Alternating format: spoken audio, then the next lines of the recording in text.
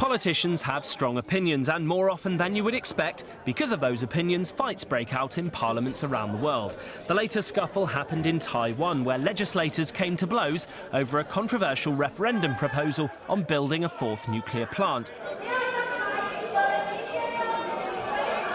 Politicians from the main opposition, Democratic Progressive Party, had occupied the Speaker's podium in the Assembly Hall for a day, blocking the doors with chairs.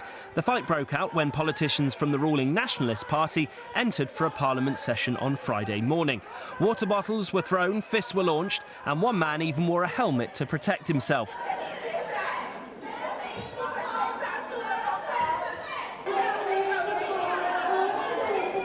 As the politicians fought inside, protesters demonstrated outside. They too back the opposition. The vote on the fourth nuclear site was due to take place on Friday. It's not known whether it still will.